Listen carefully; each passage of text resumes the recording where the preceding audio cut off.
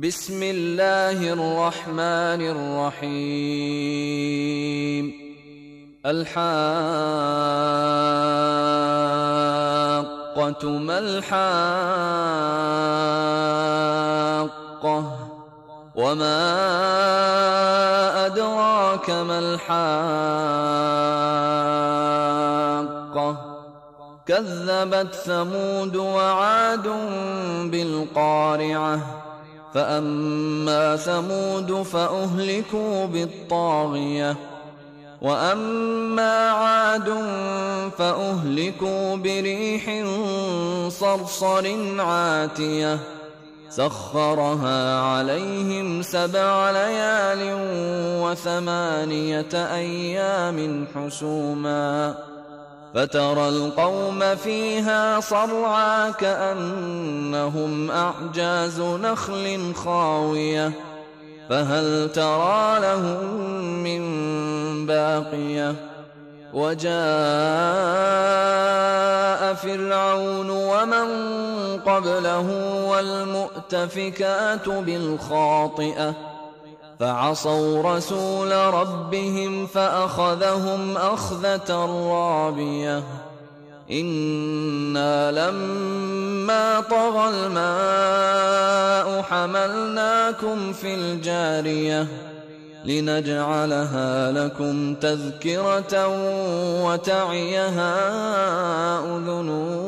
واعية فإذا نفخ في الصور نفخة واحدة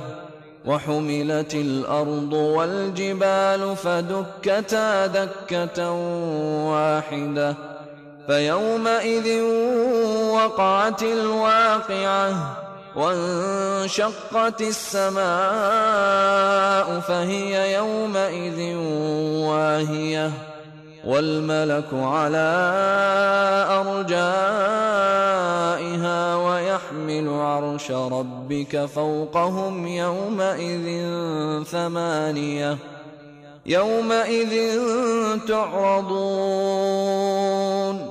يومئذ تعرضون لا تخفى منكم خافية فأما من أوتي كتابه بيمينه فيقول هاؤم اقرءوا كتابيه إني ظننت أني ملاق حسابيه فهو في عيشة راضية في جنة عالية قطوفها دانية كلوا واشربوا هنيئا بما أسلفتم في الأيام الخالية وأما من أوتي كتابه بشماله فيقول يا ليتني لم أوت كتابيه ولم أدر ما حسابيه يا ليتها كانت القاضية ما أغنى عني ماليه هلك عني سلطانيه خذوه فغلوه ثم الجحيم صلوه ثم في سلسلة ذرعها 70 ذراعا فاسلكوه إنه كان لا يؤمن بالله العظيم ولا يحض على طعام المسكين فليس له اليوم هاهنا حميم ولا طعام إلا من غسلين لا يأكله إلا الخاطئون فلا أقسم بما تبصرون وما لا تبصرون إنه لقول رسول كريم وما هو بقول شاعر قليلا ما تؤمنون ولا بقول كاهن قليلا ما تذكرون تنزيل